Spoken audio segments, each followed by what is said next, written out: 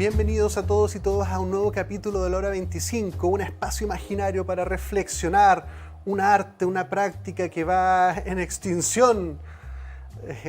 Los cazadores de comprensiones o los cazadores de reflexiones están haciendo muy difícil que esto se sostenga, por tanto hay que ponerle un poco de fuerza. Volvamos atrás antes del estallido social. ¿Dónde estábamos los chilenos? ¿Qué nos estaba pasando? Aquí hay múltiples narrativas. Yo voy a proponer solo una, sin pretender que sea ni la única, ni la más importante, ni ninguna. Estábamos muy conscientes de que acá en Chile habían cosas que estaban evidentemente malas.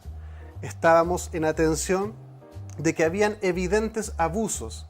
Estábamos ante antecedentes de que había evidente corrupción.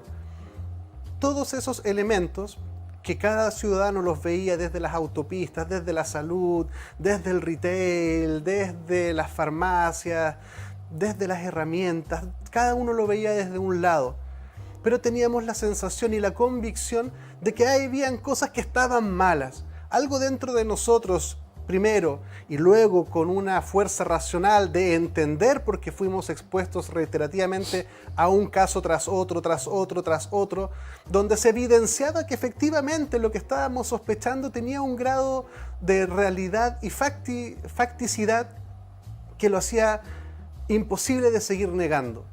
Todo ese proceso generó una serie de manifestaciones donde se trenzaron legítimas manifestaciones con delincuencia y violencia, todo esto de forma contingente, y generó algunas dificultades en distinguir por algunos actores políticos qué era delincuencia y qué era manifestación, y si la violencia era un medio legítimo, comprensible, atendible, o como una vía política en última instancia ante evidencias de abusos de poder. Todo eso nos llevó, hasta que en algún momento en el Acuerdo por la Paz se instala la idea de que es una nueva constitución lo que va a arreglar todos estos problemas que la sociedad exigía arreglos urgentes. Ese Acuerdo por la Paz hoy en día ya tiene un borrador que está en la última fase de armonización. Armonización es lo más relevante, entre comillas, como los últimos ajustes del texto. Hoy en día los chilenos tenemos que pronunciarnos sobre si esa propuesta de constitución es adecuada o inadecuada, y debemos asumir, entre otras cosas, que va a traer cosas buenas y cosas malas como todo en el mundo. Aquí nadie que pretenda decir que esto va a ser la solución a todos los problemas. Eso es falaz, eso no es cierto, no va a ser así, nunca va a poder ser del todo así, pues justamente la política y los dominios de la política nacen en el conflicto, y si hay un conflicto, alguien tendrá que ceder y alguien tendrá que entregar, y en ese sentido siempre vamos a caer ahí. Entonces, para seguir indagando sobre algunos aspectos generales del proceso y algunas cosas específicas de lo ahí contenido, tenemos nuevamente de invitado a don Rodrigo Logan. Rodrigo, bienvenido a un nuevo capítulo del programa. Muchas gracias por la invitación. Yo siempre he honrado acá en estos espacios de conversación. Aquí estamos tratando de llevar la constituyente a la gente. Me encanta eso, me encanta. Entonces, llevando la constituyente al día, ¿en qué estamos actualmente? Hoy día estamos en el proceso de armonización. Desde el 14 de julio hasta el 4 de junio, del 14 de mayo al 4 de junio, nos encontramos en el proceso de la creación de 3 comisiones. Armonización, 4 semanas, desde el 14 al 4, normas transitorias, 3 semanas, y preámbulo, 2. ¿Qué es lo que hace cada una? Armonización se encarga de levantar, detectar inconsistencias, incongruencias o contradicciones en el texto constitucional. Las levanta y además propone mejoras a través de indicaciones para el Pleno. Ellos no deciden nada, ellos no cambian nada, todo lo hace el Pleno, porque el Pleno es soberano. Normas transitorias son aquella comisión que define cuáles van a ser las normas de transición para pasar entre el diseño de la Constitución del 80-2005 a la Constitución del 22, ¿ya? Llámese en temas de creación y supresión de determinado órgano, creación de otro órgano, modificación de otro órgano, quitarles, por ejemplo, atribuciones. Te doy un ejemplo: se suprimen los juzgados de policía local. ¿Qué va a pasar con los funcionarios? ¿Qué pasa con el nuevo juzgado, que es el juzgado vecinal, ¿Qué pasa con el Congreso? Se suprime el Senado y ahora se cambia por la Cámara de las Regiones. ¿Cómo va a pasar eso? La Corte Suprema ya no tiene la superintendencia directiva, correccional y económica de todos los tribunales de la Nación, sino que solamente en materia de resolver conflictos jurídicos, porque la parte administrativa está en el Consejo de la Justicia. ¿Cómo lo hacemos? Ya no va a existir el Tribunal Constitucional, sino que ahora va a estar la Corte Constitucional. ¿Cuándo? ¿Cómo se va a poder reformar el Estado regional autónomo? ¿Cuándo empieza la autonomía territorial indígena? Etcétera. Y la última... Preámbulo. Que preámbulo es... el relato. Se va a establecer al principio de la Constitución un relato de por qué llegamos a esto, y ese texto es súper importante porque va a permitir la interpretación, el sentido y alcance de las normas que están contenidas dentro de la propuesta constitucional. O sea, los pueblos de Chile reunidos en... bla, bla, bla, bla. Y ahí han habido discusiones, porque hay algunos que dicen desde nuestra vida republicana del 18 de septiembre del año 1810, y se han opuesto algunos, dicen que esa fecha no la quieren. Y así. Entonces en esos tres vamos, y luego de esos tres, el 4 de junio. Y ahí en el 4 de junio vuelven el informe de esas tres comisiones al Pleno, y en el Pleno empezamos los 154 convencionales a votarlo. Y ahí viene la votación definitiva. Ahí es sí o no. Ahí una pregunta de dos posibilidades, si es que son ajustadas. Esa última instancia de armonización que va al Pleno, ¿pudiera eventualmente innovar y decir queremos someter a nuevos ajustes a algo particular? Porque entiendo que la Comisión de Armonización también puede hacer recomendaciones y sugerencias sobre el contenido. Entonces, pudiera ser posible, no digo cuán probable, no importa, pero que en ese momento el Pleno diga, en realidad, en este tiempo que ha pasado, creemos que es necesario atender esto y queremos volver a someter a votación estos artículos. ¿Es posible esa figura o ya es imposible? Respondiendo, sí. Y está ocurriendo, pues, Sebastián. Sí, es como que estáis metido ayer en palo blanco, te caché que soy palo blanco. No, porque está ocurriendo. Y eso es muy bueno. ¿Te acuerdas lo que nosotros hablamos en programas anteriores donde decíamos que en algún momento va a ocurrir la epifanía? Bueno, el ver que la opción rechazo aumenta es un decidor para todos los convencionales que estamos ahí en el proceso. Porque ninguno de nosotros va a querer ser conocido en la historia de Chile como los poco aptos, los incompetentes, los que se juntaron y no funcionó. Entonces, en esto estamos en una oportunidad. Y no es solamente, como decía alguien, que la armonización es para poder detectar la inconsistencia, incongruencia y contradicciones del texto. No, porque ellos no son un veedor que dice, detecté la contradicción, sino que tienen que proponer una forma de resolver eso. Pero además, hay normas que en su sentido y alcance, para ponerlas en práctica, son inadecuadas. Y se han dado cuenta en la comisión. Y están proponiendo normas para morigerar. Y además de eso, están tomando normativa que dice lo mismo para tratar de proponer un artículo único, de tal manera de que no quede con 499 artículos, sino que quede con 350, por ejemplo. O sea, yo he detectado 93 normas, haciendo un esquema, 93 normas que dicen exactamente lo mismo, que podrían ser resumidos 3 en un solo artículo. Específicamente en el tema de los derechos culturales, en el tema de nacionalidad y ciudadanía, en el tema de las atribuciones que tienen el Estado regional autónomo, algunos que dicen lo mismo, podrían ser. Entonces, en resumidas cuentas, ellos pueden resumir, eso sí lo pueden hacer. Decir estos 3 artículos dicen lo mismo, porque no hay contradicción entre ellos. Hay otros donde hay contradicción flagrante, son 2 normas aprobadas por 2 tercios donde hay contradicción, y ellos dicen que no puede salir una constitución con 2 normas, una que diga blanco y otra que diga negro. Pero además de eso, ellos tienen la posibilidad de levantar, ojo, y ahí estamos teniendo en este momento un problema en la convención, porque hay algunos que están hablando de que la Comisión de Armonización tiene la facultad de crear normativa nueva. Y eso no es correcto, porque si no 40, ellos son 40 los convencionales, 40 pesarían más que 154. Y eso sería antidemocrático, sería todo lo que tú quieras. ¿Y por qué se levantó ese problema? A propósito de los decretos con fuerza de ley adecuatorios. Se hizo la consulta, o se preguntaron, los colegas de la convención, nos preguntamos,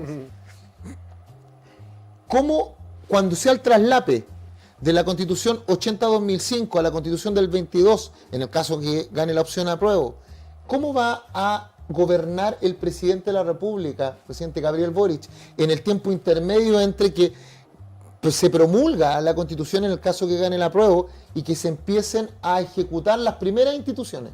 Por ejemplo, que además pudiera trascender según la Comisión de Transición, eventualmente pudieran quedar cosas para el siguiente gobierno, además.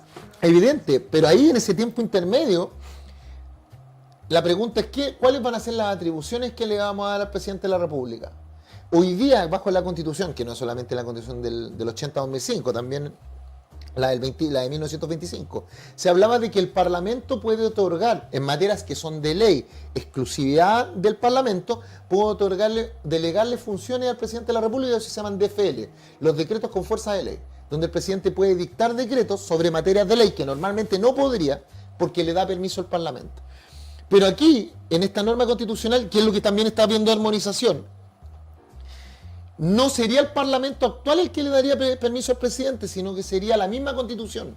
Y eso es peligroso porque te transformáis al presidente en un monarca, que tiene permiso de todo. Entonces ahí la Contraloría dijo, mire, yo no lo veo tan riesgoso si es que son decretos con fuerza adecuatorios en materias operacionales, operativas, no en materia de ley.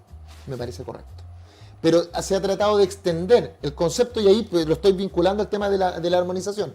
Se ha querido vincular para darle al presidente las atribuciones de poder regular materias que son materia de ley por un periodo de máximo un año. Y ahí crear las condiciones de lo que le diga la Comisión de Armonización. Porque acuérdate que no solamente va a haber están estas comisiones, sino que va a haber una comisión de seguimiento que se va a crear que todavía no se define quiénes son los que van a participar en ella, pero es una comisión creada por la Constitución para verificar que el Parlamento actual cumpla su misión de debatir y dictar las leyes que permitan poner en implementación el proyecto de Constitución del año 2022. Y va a haber otra comisión que va a revisar esa comisión, ¿ya? Para que mantenerme. Entonces, igual hay paño que cortar todavía. Sí, justamente. Y respondiendo a tu consulta, para poder terminar, sí, aún se puede, esas normas que son muy riesgosas, todavía podemos atajarlas antes de que salgan. Ya, o sea, los amarillos por Chile todavía tienen esperanza de que algo suceda. No, es que, ¿sabéis lo que pasa? Es que ahí cuando yo veo el relato de los amarillos por Chile me parece interesante. Yo ahí tengo como una disquisición, tengo como una contradicción de sentimiento, porque lo que ellos dicen en el relato es cierto. O sea, no, de verdad, para mí, más allá de cualquier duda, lo que ellos dicen es rigurosamente cierto. Rigurosamente cierto. El tema es que, ¿por qué ahora?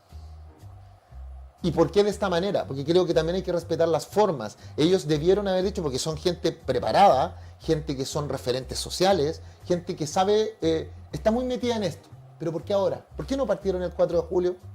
¿Por qué no partieron cuando realmente habíamos voces que levantábamos la mano diciendo aquí hay problemas? ¿Por qué no levantaron la voz antes? Y yo no estoy diciendo que después de la batalla todos seamos generales. Pero, por ejemplo, ¿tú sabías que en el año 2016 se hicieron unos refichajes a todos los partidos políticos? Y que ahí está el germen de lo que estamos viviendo hoy día. Y que eso no ha salido, nadie lo comenta. O bueno, no nadie, pero no, la verdad, muy pocos. Tú sabes que se dicta a propósito del caso Soquimich y de los casos de financiamiento irregular de la política. Se crea una comisión en el segundo gobierno de la presidenta Bachelet, la comisión Engel. Y la comisión Engel establece recomendaciones y una de esas es que ya la política no sea financiada a través de aportes privados, sino que sea el Estado el que financie. Y se dicta la ley 20.900. Y ahí se dice, mira, ahora el Estado va a ser el que va a pagarla, pero los partidos tienen que refichar si les dio un año. Y hay partidos como grandes, como la Unión Demócrata Independiente, 6.000 personas. El Partido Comunista, 6.700 personas. Y tenían que llegar a 18.000. Porque si no llegaban a 18.000, automáticamente el sistema decía, usted deja de ser partido político y deja de recibir ese financiamiento. Les pagaban 650 pesos por cada afiliado. Y se dicta la ley. ¿Y sabéis lo que hizo el CERVEL? Porque esto la gente tiene que saberlo. Porque ahí está el germen, para mí. Me hago muy responsable de lo que digo. Ahí está el germen. Y está aprobada, porque están los documentos en mano. Y ahí el CERVEL dice, no, cuando iban a cumplir el año los partidos políticos, le dicen, no se preocupe, yo les voy a permitir que ustedes se refichen mandándome la copia de la cédula de identidad por mail o por WhatsApp. O sea, por WhatsApp o por mail. Y ahí está el señor Santamaría, que era director del CERVEL en ese tiempo, y él lo dice, incluso hay una nota en la tercera, dice, por presión de los partidos políticos. Imagínate, presionaban un organismo autónomo, como el CERVEL, el Servicio Electoral, para reficharse. Entonces, de una manera pero increíble a los Harry Potter, los partidos llegaron de 6.000 a 18.000, a 20.000, a 30.000 militantes. Y tú decís, wow, increíble. Pero después empiezas a ver sus votaciones, las votaciones internas de esos partidos, y no votaron más de 8.000, 7.000. O sea, votaban los mismos que tenían como militantes, lo que te da a traslucir. Te da indicios. Te da indicios de que los otros fueron todos mulas, po. Si aquí cuánta gente en el centro se ven. Hay gente que firmaba para salvar a las ballenas, po.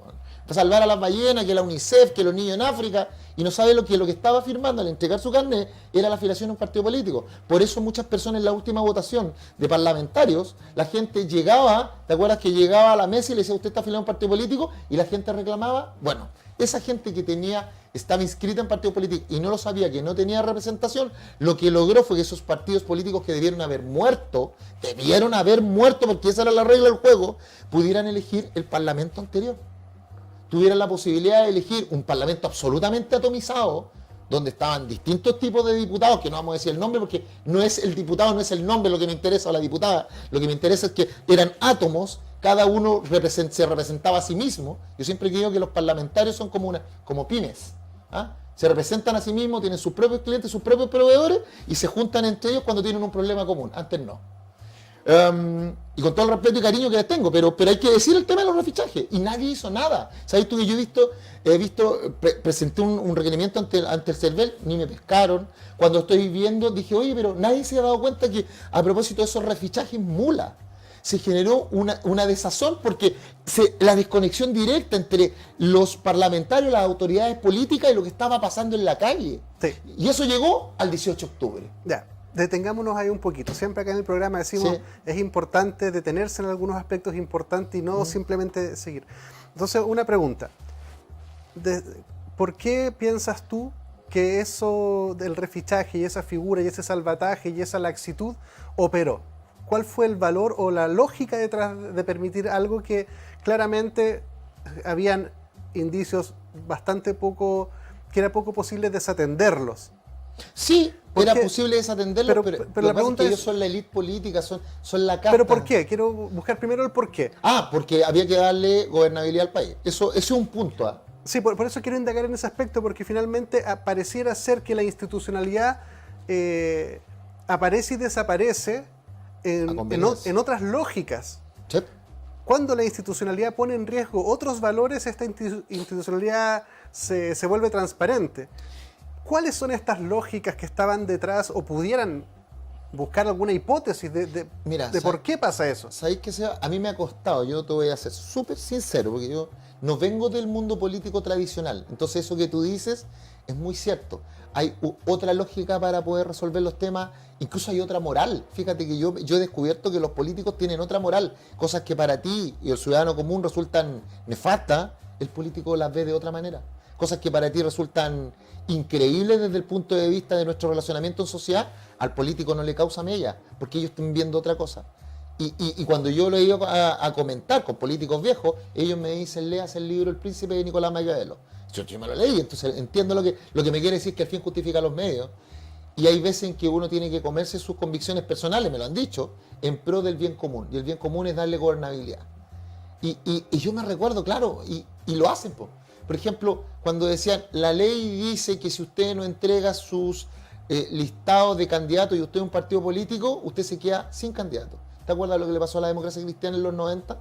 Cuando se quedó sin el listado de sus candidatos y en un momento increíble se reúne el Parlamento y le dieron 48 horas, modificaron la ley. Eso no corresponde. Eso no lo hacen con un partido chico. Pero la democracia cristiana era el partido de gobierno. Y no es porque sea la democracia cristiana, es porque el grupo político se protegen entre ellos. Pero es súper interesante esta distinción porque empieza a dar luces de que las lógicas para gobernar requieren desatender algunas cosas de una jerarquía inferior para ello, ¿Sí? Porque en pro de la gobernabilidad es necesario aceptar algunos sacrificios, eventualmente violar algunos derechos. Y aceptar cosas que normalmente tú no aceptarías. Por ejemplo, vámonos a la convención. Mira, yo te voy a dar un ejemplo que me ocurrió. Yo vengo hace rato reclamando, porque soy como el reclamón del curso. Pero ¿sabes qué? Me di cuenta de que hay veces en que uno tiene que levantar el riesgo, pero tampoco te puedes poner más papista que el Papa porque te vaya a dar de cabeza contra un muro que al final no se va a romper. Por ejemplo, yo le decía a mis compañeros, ustedes saben perfectamente que la instalación de la convención fue un acto creado. porque la Cámara de Diputados y el Senado, que yo lo probé porque, o sea, no es que esté haciendo la denuncia acá, yo la hice en un documento por escrito ante el Pleno de la Convención y lo probé con documento en mano. 7 meses me demoré en buscar los documentos a través de transparencia, hasta que los encontré. ¿Tú sabías que el Estado de Chile le entregó dinero a la Cámara de Diputados para que proveyera? A ver, partamos de la base de que el ex Congreso ese no es un bien administrado por la Cámara de Diputados y el Senado, porque ahí funciona el Senado y la Cámara a través de una comisión, bien digo, que se llama no es reglamento, es de instalación, una comisión especial que tiene la Cámara de Diputados y el Senado, que sirve para poder mirar los espacios locativos. Y por tanto, cualquier cosa tú tienes que pedirle permiso a ellos, ¿vale? Y el Estado de Chile le entregó dinero a la Cámara de Diputados a la Cámara de Diputados, que firmaba a través de su secretario, el señor Miguel Landero, le entregó 805 millones de pesos a través de un convenio. Y le entregó también dinero al Senado de Chile para que el Senado de Chile pudiera prestar, porque es un monumento nacional el ex Congreso, para que pudiera entrar las EXPRES, que eran los representantes del gobierno, a saber dónde iban a poner los cables, las pantallas, el sonido, etcétera. Y resulta de que a mí siempre me llamó la atención que el primer día la mesa recién instalada, que era Elisa Loncón y Jaime Baza, nos dijeran a nosotros que no había nada listo. Y yo dije, pero es que es raro, no me compro eso. No había nada listo. O sea, gastaron un montón de plata, me parece presentable. Entonces dijeron, no, es que el gobierno de Piñera, unos son incompetentes. Y yo decía, el gobierno de Sebastián Piñera no puede haber desatendido eso, es ilógico. Y yo dije, a ver, voy a empezar a consultar. Entonces empecé a consultar a la Cámara de Diputados, al Senado, y no recibía respuesta. Entonces yo dije, ok, voy a empezar a irme por los canales, los conductos institucionales. Hasta que llegué al convenio de la Cámara de Diputados de enero del 2021, y en mayo del 2021 la Cámara de Diputados le devuelve, acuérdate que le habían pasado 805 millones de pesos, y le devuelve 168 millones de pesos a la CEPRES, y le dice, no nos vamos a poder hacer cargo porque no tenemos las capacidades técnicas para tener proveedores para proveer a la instalación. O sea, un mes antes, la Cámara de Diputados le dijo, no puedo. Su comisión de régimen, así se llama. Régimen es la comisión que ve el tema de los aspectos locativos. Y por otro lado, veo el oficio número 47 del año 2021 del Senado, donde le dice a la SECPRES, a la Secretaría de la Presidencia, le dice, nosotros hemos reunido 15 veces con usted, pero no les vamos a dar permiso para que entren a las instalaciones del ex Congreso que dependen del Senado. ¿Y quién lo firma? Lo firma la candidata presidencial que era presidenta del Senado en ese tiempo, Diana Proboste. Entonces yo digo, a ver, se pusieron de acuerdo para que el proceso de instalación del primer día complotara. Y yo dije, ¿pero qué ganaban con eso? Claro, lo que ganan es que, como lo dice la ética Nicómaco de Aristóteles, para saber lo que es bueno tienes que tener la contraposición, lo que es malo. Si yo sé quién es el malo, puedo decir que yo soy el bueno. Entonces, si el malo era el gobierno, incompetente, todo lo que tú quieras, con todos los funcionarios, el bueno soy yo. Pues, ¿quiénes somos? Los de la mesa directiva. Y eso nos da una autoridad moral frente a la comunidad y frente a mis colegas para poder imponer lo que quiera. ¿Y qué cosas fueron las que impuso la mesa? Por ejemplo, el firmar memorándum sin preguntarle a ninguno de los convencionales. Por ejemplo, el memorándum del 12 de agosto del 2021, que lo comenté acá, donde nosotros firmamos un memorándum. No nosotros, la presidenta firma un memorándum con las Naciones Unidas, donde le abre la puerta de par en par a las Naciones Unidas para que vengan acá con su Agenda 2030. Esas cosas que yo te estoy diciendo, que yo no estoy diciendo al voleo, o sea, yo te acompañé en los oficios y vienen con las pruebas. O sea, yo digo, el convenio número tanto, por eso me sé hasta los nombres y me sé la fecha, amigo, porque me costó mucho buscarlo. Entonces yo digo, ya el proceso nace viciado, pero eso afecta lo que pasa de ahí en adelante, y ahí viene tu respuesta. Si yo pienso como Rodrigo Logan, el ciudadano, lo encuentro horrible, porque me siento engañado. Pero si lo miro como el político, digo, es necesario darle gobernabilidad al país. Entonces hay que hacer de tripas corazón y decir que, bueno, lo pasado pisado, ya se instaló, ya llegamos, ya elegimos a una mesa directiva, te guste o no, ya se generó el primer paso que era el reglamento, ya se generaron las comisiones transitorias, ya se generó las comisiones definitivas, ya se levantó la iniciativa desde los convencionales, desde el mundo indígena y de la IPN, que es las Iniciativas Populares de Norma, que es de la gente de la ciudadanía, y ya estamos al final del proceso. Entonces, claro, porque yo lo comenté, o sea, cuando yo presento esto, o sea, supierais la cantidad de políticos que me llamaron para decirme, hay uno que me dijo, ¿cómo eres tan imbécil de hacer que me dijo, te pegaste un balazo en el pie, te estáis metiendo con la Cámara de Diputados y el Senado? Me dice, o sea, tu vida política se fue al caño. Y yo le dije, pero es que yo no me interesa eso, a mí lo que me interesa es proteger a la gente. Me dice, oye, deja de ser tan idealista, me dijo. Espérate un Es poquito. más, y me tira la talla porque me dice, señor Logan, usted eligió mal, usted no debería haber sido político, usted debería haber sido pastor evangélico. Porque me dijo, usted tiene que tener, porque usted no sirve para político, se está pegando puros balazos en el pie. Me dice, ¿usted realmente cree que usted es David contra Goliat? Y que haciendo estas denuncias. Entonces yo le dije, pero ¿qué es lo que hay que hacer? Me dice, hay que hacer tripas corazón, hay que pasar. Bienvenido al partido de los grises, que le llamo yo. Porque hay que mirar la verdad de la cosa. Y la verdad de la cosa es que la verdad no es parte constitutiva de lo político. Y es importante entender el por qué no es constitutivo. Porque hay valores que justifican violar derechos. Así como te lo digo.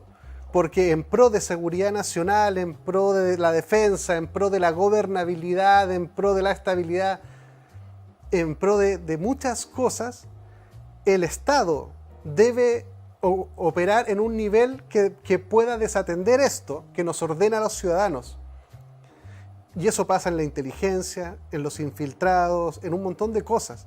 Que tú dices, eso no es ético. Pero ¿hasta dónde está el límite, Sebastián? Te dejo tomada esa pregunta porque es muy buena esa pregunta, es muy buena. Así que quédense con nosotros y vamos de vuelta de cabeza con esa respuesta. Vamos y volvemos. En Clínica Gastrosalud contamos con equipos médicos de excelencia y tecnología de punta para garantizar salud y bienestar a un excelente costo. Contamos con servicios médicos integrales especializados en tratamientos gástricos y programas completos para la obesidad. Realiza tus reservas de hora en la página www.gastrosalud.cl. En Clínica Apoquindo contamos con una infraestructura de primer nivel para ofrecer servicios de instalación de balón gástrico, pellet antialcohol, cirugías plásticas reconstructivas, cirugías estéticas, kinesiologías, psicología, psiquiatría, nutricionista. Visítanos en www.clinicapoquindospa.cl. Clínica Medical Home, líder a nivel nacional en hospitalización domiciliaria y servicios ambulatorios para pacientes agudos, subagudos y crónicos. Clínica Medical Home entrega a su disposición experiencia y trayectoria en salud a través de servicios especialmente pensados en las necesidades de cada persona, adaptando el concepto de comodidad a sus instalaciones y residencia mediante altos estándares de calidad. Visítanos en www.cmhchile.cl. Clínica Medical Home. En Logan Abogados contamos con profesionales altamente comprometidos con los intereses de nuestros clientes. Nuestro staff está capacitado para entregar mucho más que una asesoría integral y especializada, pues buscamos proporcionar la tranquilidad que sus intereses merecen y necesitan. Visítanos en www.logan-abogados.cl. En Clínica Nueva Costanera trabajamos día a día por tu salud y la de los tuyos. Contamos con una amplia trayectoria entregando salud y bienestar con servicios médicos integrales, gastroenterología, endoscopía, pellet antialcohol, programa de balón intragástrico, bioimpedenciometría, entre otras prestaciones. Visita nuestra página www.clinicasnuevacostanera.cl e infórmate de todas nuestras prestaciones.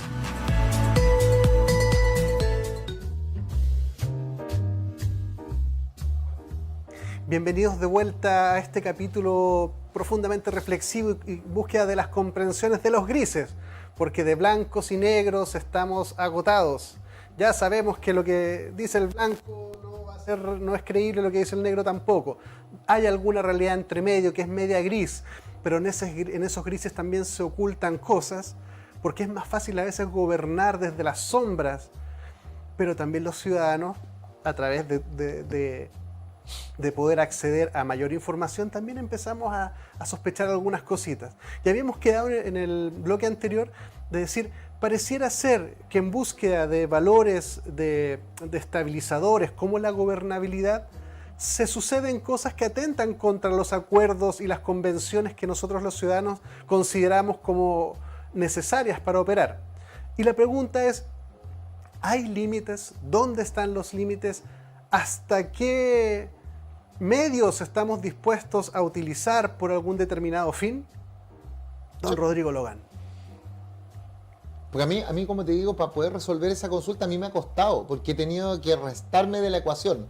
Cuando hago el análisis me tengo que restar de lo que yo creo, de mis convicciones, mis experiencias, de mis vivencias, para poder entender al otro en su plenitud. Porque a mí me cuesta entender a los políticos, o sea, de verdad, ahora soy político, porque como me dice Felipe Alboe, me dice, tú siempre te sales. Me dice, tú eres político, asúmelo. Ok, tiene razón. Pero y tiene mucho punto, yo he aprendido harto de él. Pero cuando voy a hablar con los políticos les digo, oigan, no lo entiendo. Y por ejemplo, yo no entiendo a alguien que dice, pero si no es tan grave el financiamiento irregular de la política, si todos lo hacían. Como lo dijo Moreira, el senador Moreira. Y de verdad lo dijo convencido, si no lo dijo porque quisiera armar un relato. Es porque ellos realmente pensaban que no era malo porque todos lo hacían. O lo que dijo Manuel José Sandón cuando hablaron de Karina Oliva y que dijo, si es porque la pillaron. Entonces, lo malo no está en lo que hizo Karina Oliva, lo malo está en que la pillaron. O lo que dijo Marco Enrique Minami cuando dice el tema, pero si eso ya está prescrito. Entonces, él no se hace cargo de que la conducta pudiera haber tenido un disvalor, sino que es porque ya está prescrito, entonces no tienen que perseguirlo.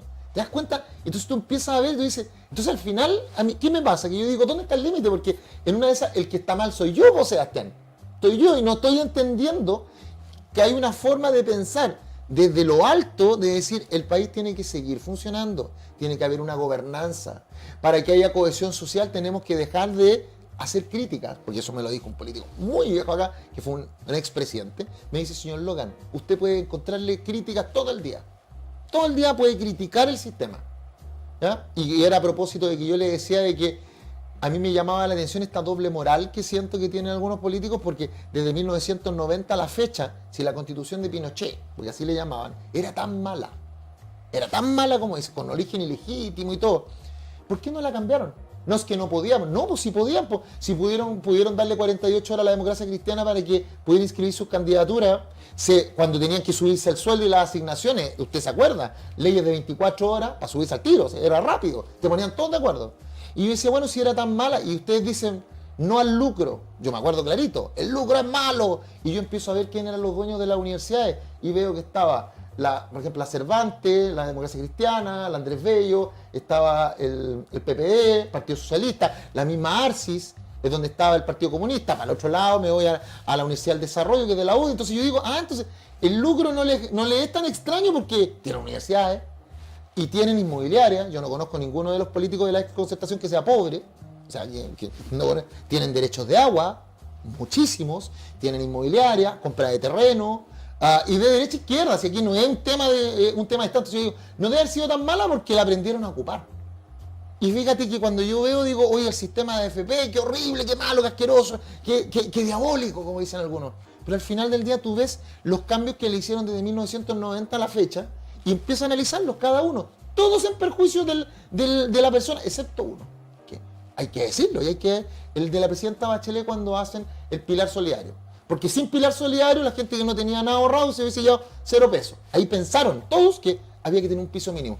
Pero el tema de trasladar las pérdidas, antes pagaban las pérdidas, las pagaba la AFP, ahora no. Antes existía un puro fondo, el fondo C, ahora trasladan el riesgo de la inversión a la gente y le dicen, usted elija, gente que tiene 0 educación financiera, 0. Y le dicen, elija fondo A, B, C, D o E. Desde el más conservador hasta el más riesgoso. La gente no tiene idea, Gigante pierde. El tema del fondo de fluctuación, el tema de la UEF garantizada. ¿Sabes que cuando partió el sistema tenía UEF más 5%? Y por tanto la gente nunca perdía. En cambio ahora pierde. Entonces yo digo, ¿qué pasa? ¿Dónde está el límite? Los políticos dicen, mientras me convenga. ¿Cachai? Ahí está el límite. Espérate un poquito, para ir, como seguimos con esta premisa de que hay que detenerse en algunos aspectos que son fundamentales. Es una metralleta, por eso dale. Sí, no, pero yo tengo buena memoria, así que me acuerdo. Usted me para, dale. Algunos aspectos. Primero, en el programa, en otros capítulos. ¿Tengo memoria selectiva? No, teledirigida. Teledirigida, ya. En otros programas hemos dicho muchas veces una frase de Jesús que dice, solo la verdad nos hará libres. Y ahí tenemos un tremendo forado de cuál es la verdad de todo esto. ¿Pero cuál es tu verdad, mi verdad o la verdad? Sí, bueno, en el sentido de que, por ejemplo, el financiamiento ilegal de la política. La gente tiende a escandalizarse porque una persona que se señala particularmente le pagó a todos. Es que eso es ilegal, es ilegítimo, eso, esto, lo otro. los afectados en una naturalización absoluta, es que esto es así, todos lo hacen, así que hay que hacerlo, y si tú no lo haces no vas a llegar al poder porque... Y te lo dicen, ¿no? Claro. Y, ojo, pero nadie se sigue preguntando, y por eso que es importante detenerse, que el financiamiento ilegal de la política era a cambio de qué. Esa es la buena pregunta. ¿Qué? Porque si me queréis decir que era un acto libertario democrático para que todas las posiciones tuvieran acceso igualitario a ser representadas en el Congreso, ponme una corona de estúpido primero, pero espérate, porque son varias cositas, pero breves. Ese financiamiento de la política era para algo, para lograr algo, o para que alguien hiciera o dejara de hacer algo. Punto. Esa era la indagación que se había que hacer y rastrear qué se pagó y qué se compró con eso. Uno. Segundo punto de lo que tú dijiste que me parece muy importante. La otra vez dijimos que habían 3 conceptos que eran muy relevantes para una comprensión de alto nivel de la propuesta. Gobernabilidad, cohesión social y en tu relato tú decías, hemos visto que en pro de la gobernabilidad y de la cohesión social se han traspasado límites. Sí. ¿Dónde está el límite? Pero tú dijiste un tercero, que tiene que ver con la generación y distribución de la riqueza. Y el respeto a la libertad. Y el respeto a la libertad. Ese pareciera que ese estaba ajeno. Sí, pues. Ese no era un fin. Nunca. Nunca fue el fin, porque por la gobernabilidad tenemos que aceptar hasta cosas ilegales. Por la cohesión social tenemos que estar dispuestos hasta de mentir. ¿Y qué pasó con la distribución o de una posverdad? ¿No? Es que ahora las cosas le cambian el nombre. Ahora todo lo deconstruimos. Entonces ya no es mentira, ahora es posverdad. Ahora no es una situación ilegal, sino que es irregular. Y con esto te paso la palabra de nuevo. Para todo aquel que está pensando que yo me estoy refiriendo a la derecha exclusivamente, quiero ser enfático que la izquierda en los últimos tiempos está dando señales inequívocas de que sabe jugar ese juego y lo juega con bastante sabiduría, bastante conveniencia. Así que el que está pensando que estamos haciendo una apología contra la izquierda, contra la derecha, quédese notificado que esto que estamos diciendo, por lo menos yo, lo noto de aquí hasta acá. Sí, porque... Y veo en la izquierda últimamente muchas habilidades que fueron vociferantes en contra de que eso no se podía hacer, y los veo con un nivel de competencia en hacer lo mismo y en algunas deshonestidades y cosas que se pareciera ser que si hay que... Bueno, la vieja frase, el que miente para llegar al poder, para conservarlo, va a usar lo mismo. No lo estoy diciendo veladamente sobre el gobierno de Boric particularmente, para ser súper transparente, pero sí alertar que esta práctica, esta cultura política es de los políticos. Sí. Y todo lo que eso conlleva, operadores políticos, negociados, todas esas cosas. Y ahí están todos estos grises queriendo ser blancos o negros o a favor o en contra, pero con un doble clic uno se da cuenta que la izquierda termina siendo tan hábil como la derecha cuando las conveniencias son opuestas, pero cuando convergen llegan a acuerdos prontamente. Sí, muy rápido, mira, yo te doy un ejemplo. Por ejemplo, a mí siempre me dicen, pero Rodrigo, tú eres súper crítico del proceso, entonces parece que estuvieras por el rechazo. Y yo le digo al revés. Y nosotros lo estábamos conversando entre el programa. Creo que cuando uno hace reflexiones críticas, pero críticas constructivas, o sea, uno dice, yo veo esto, levanto... Fundamentada, y además la manifiesta. Tú sabes que yo todo lo entrego al pleno. Yo lo entrego a la mesa directiva, al pleno, a mis compañeros, porque como la ropa sucia se lava en casa. O sea, yo quiero que el proceso avance y quiero que podamos mejorar y podamos aportarnos valor a nosotros y a la gente. No quiero tirar piedras desde afuera. Y eso me dice entonces, bueno, las críticas trato de que sean críticas constructivas. Pero ahora miremos el lado positivo también, pues, por supuesto, porque si no va a decir, rechazo. No, yo no quiero rechazo. Pero modelar cualquier modelo requiere positivismo y negativismo. Absolutamente, porque hay que llegar al equilibrio. No puede ser puro decirle, llegamos a la perfección, esta constitución es perfecta. No, y tampoco perfectamente mala. Justamente hay que hacer un ejercicio de ver lo bueno de lo malo, lo adecuado de lo inadecuado, lo peligroso, lo riesgoso. Lo oportuno y no oportuno. Por eso a mí cuando me dicen, a ver, Rodrigo, pero hay cosas que son peligrosas en la condición, por supuesto, pero tienen solución. Tienen solución, porque recuerda que esto se va a regular por ley. Hay otras que no tienen solución, pero la estamos haciendo en el proceso de armonización. Pero fíjate, hoy día, ¿cuál es el gran punto? El gran punto es que la élite política aprendió a ocupar la máquina. La aprendieron a ocupar para ganar plata. Por ejemplo, ¿nunca se han preguntado ustedes cómo un político puede tener una casa de 2 millones de dólares si supuestamente su dieta en un diputado son 5 palos? Tendría que trabajar 3 vidas. ¿Cómo la hizo? ¿Cómo tienen derechos de agua en el sur que valen millones de dólares? ¿De dónde sacaron las lucas? ¿Cómo generan sociedades como los Panama Papers en Panamá que la abren con 20 millones de dólares de lado y lado? Y algunos de súper izquierda, que eran súper defensores de los trabajadores, y otros de súper derecha. ¿Y cómo la hicieron? ¿Saben cuántos son 20 millones de dólares? Saquen los 800 pesos por dólar. Multiplíquenlo por 20 millones y le va a dar cuánto son la cantidad de pesos chilenos. Tendrían que trabajar miles de vidas. ¿Cómo lo hacen? Porque la información es poder, porque ellos tienen información antes que nosotros, porque adentro del tema parlamentario tienen acceso a la información de expertos, por la cual deberían pagar, pero aquí se la pagamos a través de todos los impuestos, y ahí toman decisiones. ¿Pero por qué te digo esto? Porque hoy día el proceso constitucional tiene algo muy bueno. La participación a nivel local. Hoy día se le devuelve la distribución y ejercicio del poder a las comunas, a las juntas de vecinos, a las regiones, a través del concepto de la regionalización. Pero viste, ahí metió nuevamente la cola. Si son, por eso te digo, los políticos son vivos, po. Cuando estaba ese sistema, que era el sistema de darle mayor poder a las bases, o sea, desde la junta de vecinos, la comuna, la provincia en un principio que existía, hoy día solamente un órgano administrativo, la provincia, la región, el Consejo Económico Social, que hoy día se llama Consejo Social Regional, y la asamblea regional, eso era muy lindo. Pero los políticos dijeron, ok, o sea, la política tradicional, que yo le llamo, porque yo soy político, ¿eh? Ellos dijeron, sí, pero, tienen que permitirnos que las municipalidades armen empresas públicas comunales con plata de todo. Porque ahí vamos a meter operadores y eso es segura. También nosotros queremos hoy día que la Cámara Territorial reemplace al Senado y queremos tener una Cámara Territorial que vea, que esté vinculado con esta estructura territorial. Y queremos que las regiones sean autónomas en materia normativa, fiscalizadora y hay otra más. Y de ejecución. Normativa, fiscalizadora y ejecución. Esas son las 3 palabras. Y queremos que sean autónomas. Pero ojo, pero dentro de esa autonomía regional también están las ATI, que son las autonomías territoriales indígenas, que están metidas ahí al medio, que también tienen autonomía, y todas reciben plata del Estado. Entonces ellos empiezan a meter porque...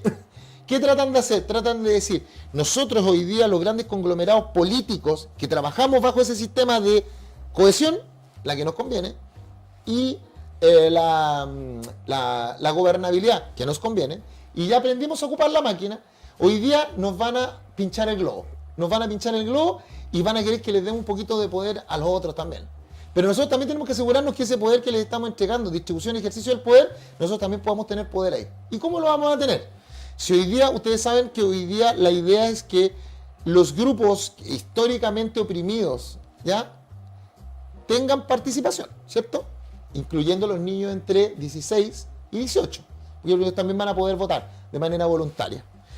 Pero hoy día se pueden generar estructuras sociales. Entonces, ¿qué es lo que van a hacer? Las estructuras sociales, los partidos políticos se encargaron de decir, nosotros también vamos a tener participación, pues. Participación en toda esa estructura de la sociedad civil. Cosa que antes no tenían. Recuerden que antes los partidos políticos no se podían meter ni en los gremios, ni en los temas sociales. El partido político tenía que ser solamente partido político. Y si se metía, porque ahí está el artículo 18 o el 22. El artículo 22 decía que si ellos se metían, eso era contra ley. Ellos solo partidos políticos, los gremios solo gremios, los clubes deportivos solo clubes deportivos. Ahora no, pues ahora se van a poder mezclar. ¿Viste? Entonces ellos están entendiendo que este nuevo diseño que se está tratando de implementar con la propuesta de diseño constitucional 2022 también les sea beneficioso. Entonces al final del día, ¿qué es lo que estamos haciendo? Cambiando la estructura del poder. No, estamos haciendo que los que estaban arriba ahora estén abajo, los que estaban abajo ahora estén arriba. No te estoy diciendo que sea lo más beneficioso, es un cambio de diseño, ¿ya? Pero ahí viene el tema del límite. ¿Qué es lo que hicieron los partidos políticos? ¿O tú crees que, si tú miras hoy día la estructura de la Cámara Territorial, cómo partió con sus atribuciones, que estaba el Congreso de Diputadas y Diputados, que era plurinacional acá, a nivel central, y cada una de las regiones iba a tener su cámara, su representante, su cámara territorial, que no podía ser en un número inferior a 3 por cada una de las regiones. Y no es que iban a haber lugares físicos en cada una de las regiones, iba a ser un mismo lugar que iba a tener 3 representantes de Arica, Iquique, Antofagasta, Copiapó, ¿cachai? O un máximo de 3. Y tú empiezas a ver las atribuciones y te vas a dar cuenta que en un principio había muchas atribuciones que tenía el Congreso que no podían ser revisadas por esta Cámara Territorial. ¿Ya? Por ejemplo, en materias como seguridad social, en materia del derecho al trabajo, en materia del derecho a propiedad. Eso se veía aquí nomás y que no podía revisarlo.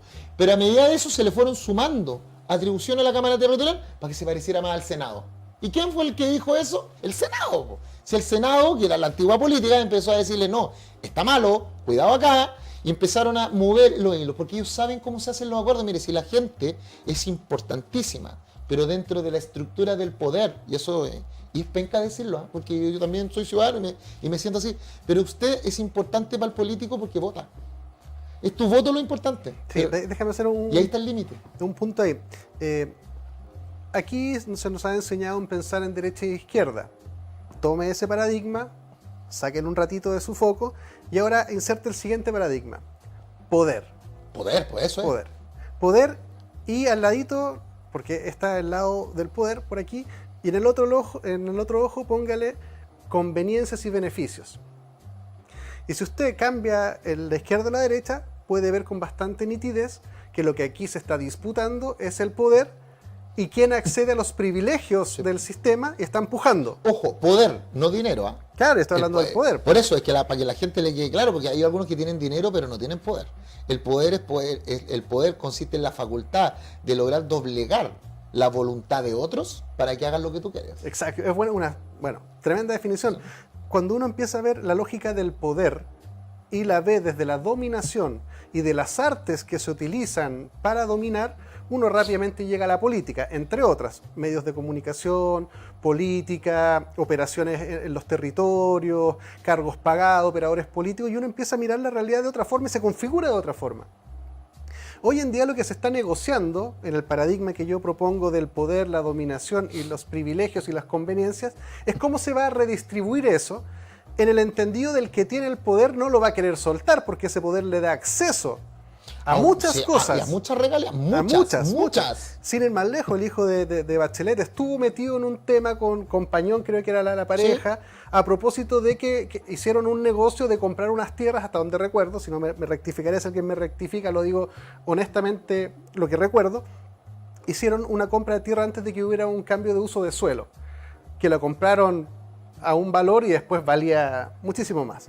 Ese tipo de cosas son hijos del poder. Pero a eso agrégale algo, porque eso ya es irregular, ¿cierto?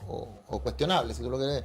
Pero agrégale a eso de que él fue a una entrevista con el director del Banco de Chile, el señor Luxic, y le pasaron 3.000 millones de pesos cuando él no tenía historial bancario. No había aval. Eso no se lo hacen a ningún chileno. O sea, no, ya, pero no quiero irme para allá, sino que eso es un buen ejemplo para ver cómo graficar. Es un excelente ejemplo de qué hace el poder. El poder hace que tú te puedas ir a sentar con el dueño del banco y te den esa cantidad de plata. ¿Y qué uno sospecharía con dos dedos de frente? Que el aval de esa operación era su madre. Uno podría sospecharlo, no estoy diciendo que lo sea, pero estoy haciendo un pensamiento legítimo, reflexivo, de decir, bueno, ¿qué lo diferenciaba a él de mí? El poder. El poder, el acceso al poder y la garantía de que eso iba a suceder. O sea, porque nadie va a correr el riesgo en el sentido de que, ¿y qué pasa si no pasa?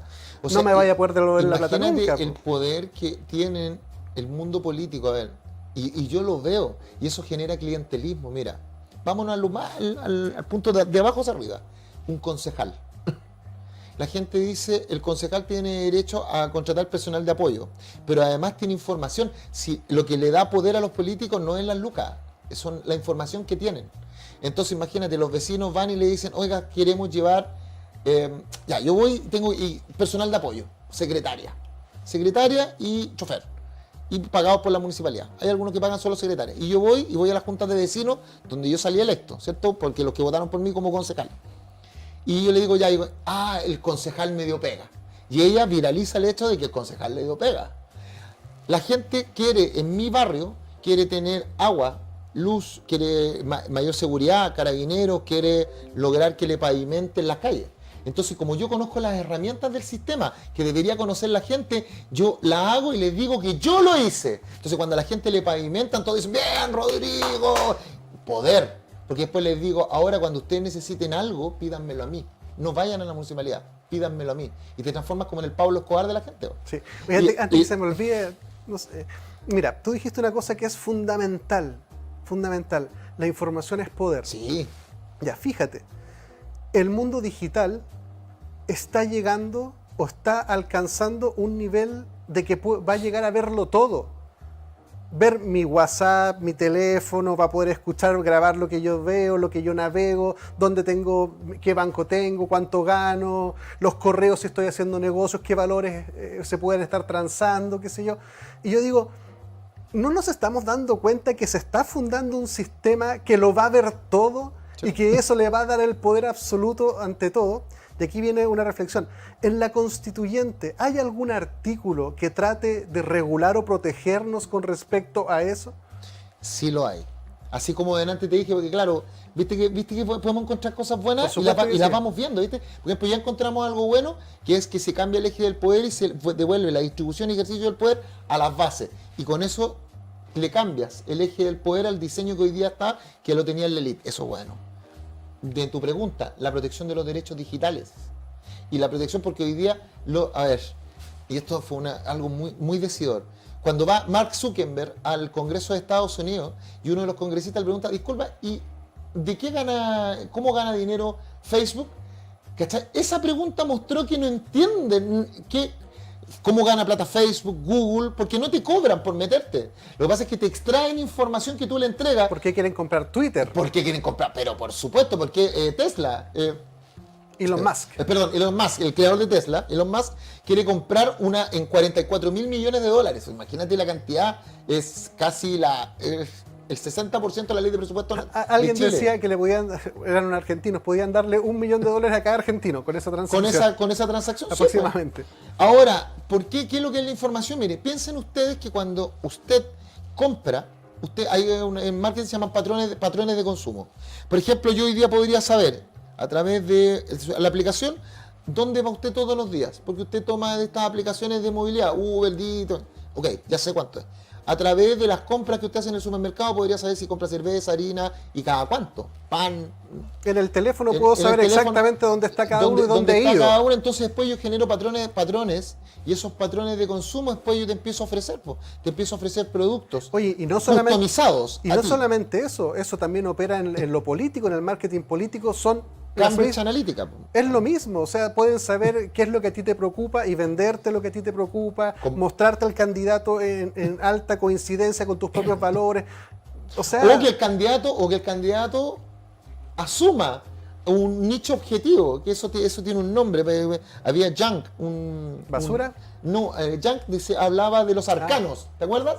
De los arcanos.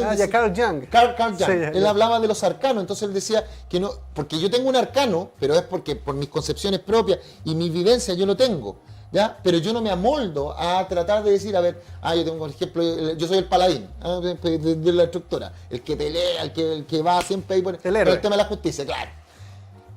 Pero yo, por ejemplo, no me transformo en otro arcano para tratar de caerle bien a la gente, para tratar de simbolizar y conectarme con lo que yo.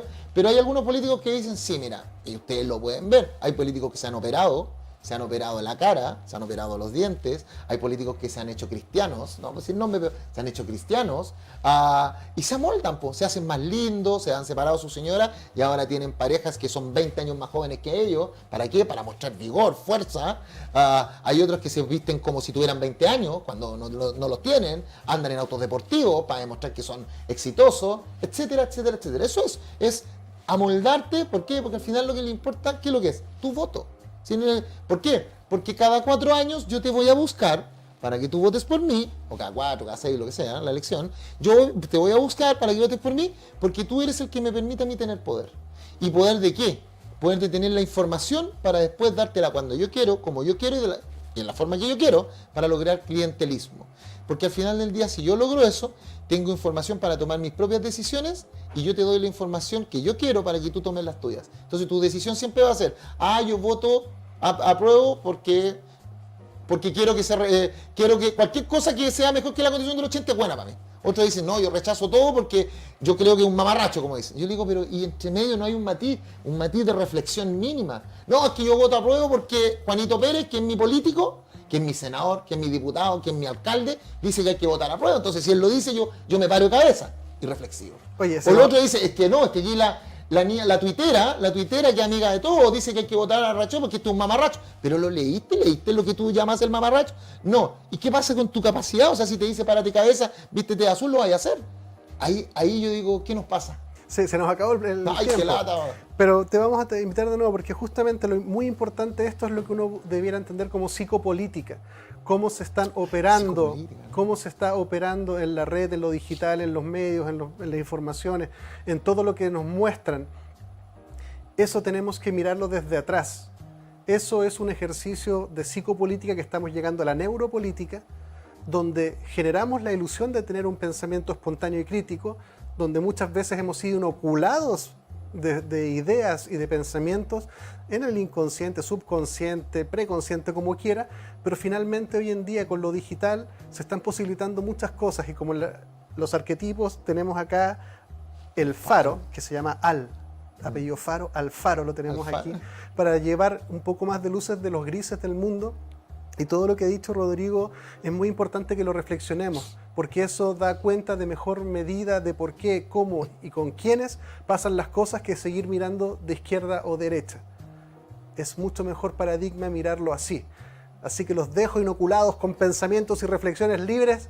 Muchísimas gracias, sí, Rodrigo. Muy interesante el capítulo. Sí, y todos métanse al MORP. Siempre se ríe cuando digo esto. Bueno, ahí yo lo dije en un perfecto. Pero no nos queda tiempo. El MORP, el Movimiento de Oposición Racional Permanente. Siempre piense el por qué hago aquí y el por qué hago las cosas. Independiente, salga del paradigma de derecha-izquierda. Piense el por qué está haciendo las cosas y por qué le dicen lo que le dicen. Y se le va a abrir la matriz.